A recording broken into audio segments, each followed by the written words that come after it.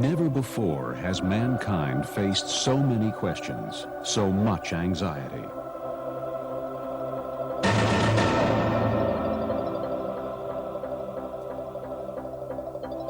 Sometimes our problems seem so big, the questions so complex, we don't even want to ask.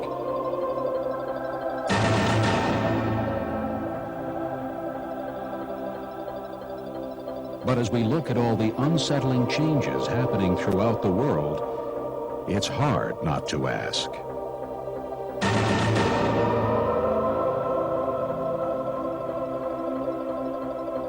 Where is mankind headed? Just like a human. Quite often be. It is a satellite.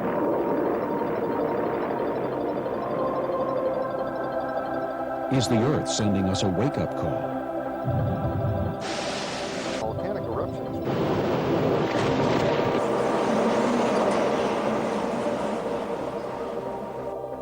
Is there objective truth?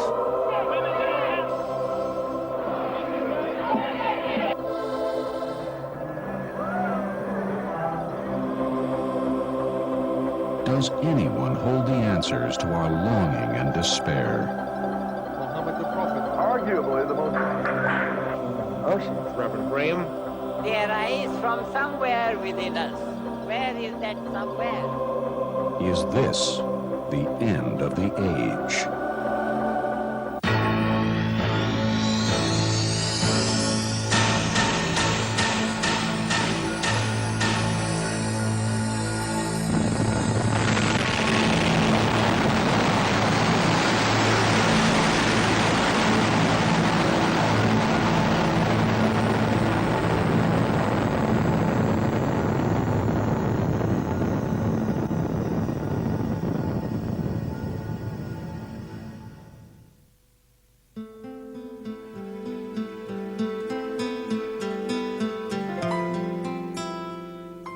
There's not just one set of morals, and that people should agree to abide by a certain set of laws so that their morals can be modified, but morals can be different. I mean, the law should be just a basic guideline to keep people from killing one another and harming one another. I think there's more of like a moral awakening where we're starting to question the things that have been handed down to us traditionally, and I think we're just trying to look for like what is right or wrong, and I think a lot of times we're coming to the conclusion that there is no right or wrong. I don't think there's any moral absolute.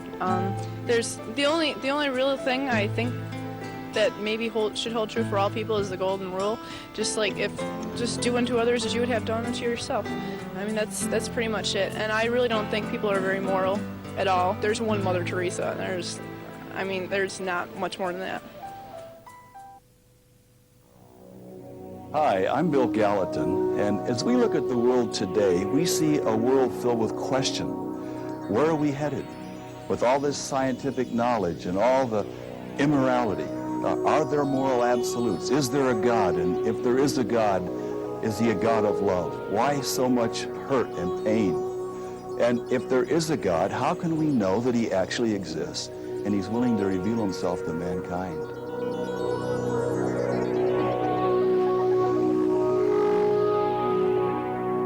In my opinion, I don't think there is an ultimate truth. Our ultimate truths, I believe, are in ourselves. Everybody has it inside them. It's just a matter of listening to yourself. I used to believe in God when I was younger. I believed in all the stories. I believed in all the rules and the commandments when I was raised Catholic. But then I began to think about things more philosophically, more in depth, and there were just so many questions that I couldn't answer. So it got to the point where I don't really know if there are any answers, and you can't deny and you can't confirm either. One of the ways we believe that God has revealed himself to mankind is through the Bible. His revelation, it's so unique from other writings. One of the things that's so exciting about the Bible is prophecy. And the Word of God is 100% accurate concerning prophecy. We would like to show you one example of fulfilled prophecy. One of the most remarkable prophecies in the entire Bible occurs in the Old Testament, in the book of Daniel. The angel Gabriel predicts the precise day that Jesus was to present himself as a king some 5 centuries later. In Daniel chapter 9, verse 25, Gabriel says to Daniel, "Know therefore and understand that from the going forth of the commandment to restore and to build Jerusalem unto the Mashiach Nagid, the Messiah the King, shall be 7 weeks and 62 weeks. These are 69 weeks of years, and the ancient calendars use 360-day years. And so what Gabriel is saying is that there will be 173,880 days between the commandment to the Messiah the King. Now, the commandment to restore and to build Jerusalem was given on March 14th of 445 BC. This is recorded in Nehemiah chapter 2.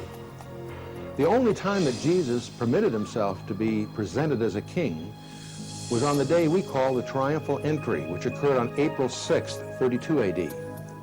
From March 14th, 445 BC to April 6th, 32 AD turns out to be 173,880 days exactly. All of this was translated into Greek 3 centuries before Christ was born, and it remains as an incredible evidence to this very day that Jesus was exactly who he said he was. This numeric prophecy is so amazing that skeptics concluded that the book of Daniel must have been written after the time of Christ.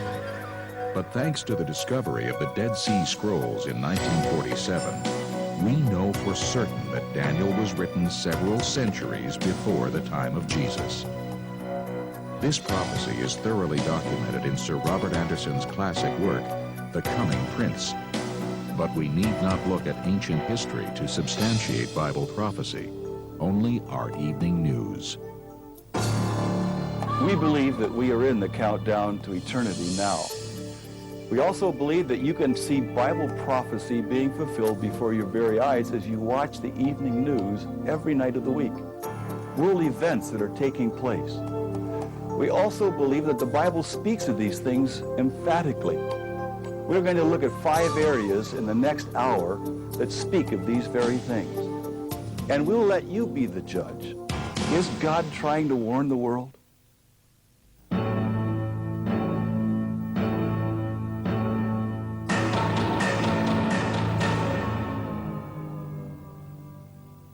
When the disciples came to Jesus on the Mount of Olives, and they asked him for signs of the end of the age, he said that there would be earthquakes in various places, there would be famines, and there would be pestilences.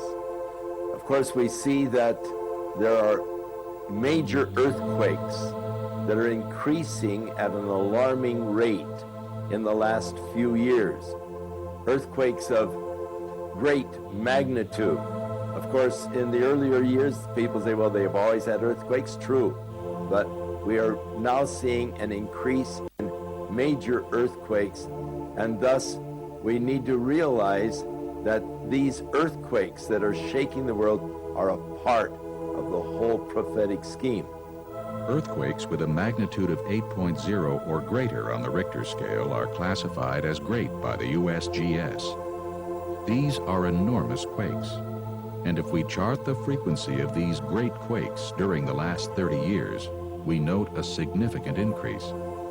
However, due to the relatively short period of accurate tracking, we are not able to establish conclusive trends, but we can say for certain that this generation is witnessing great earthquakes. When one looks at a geophysical map of the Earth, it appears like planet Earth is a hard-boiled egg that's been dropped on the floor too many times. There are many different plates called tectonic plates that tend to move one alongside of the other. And it's along these areas of movement, the tectonic plate lines, that a major part of the earthquake activity occurs. And it's also interesting to note that it's along these areas where the majority of the world's populations are located. And when we look to the scriptural account in the future, when the Bible tells us that the cities will fall, it's interesting to note that these major cities are located along these tectonic plate lines. My biggest concern is when I hear about the earthquakes increasing, and when I look back many years ago, I can't recall that many happening. I think natural disaster, I mean, for every century there's like tons of them, so you can't do anything about it. It's natural That's why you say natural. I think the Earth is trying to tell us to wake up. As far as with the ozone layer, it's trying to say help me because we're just totally depleting the whole entire Earth. And one of these days we're going to be basically out of luck and none of us are going to be alive because all the trees are going to be gone, the water's going to be polluted.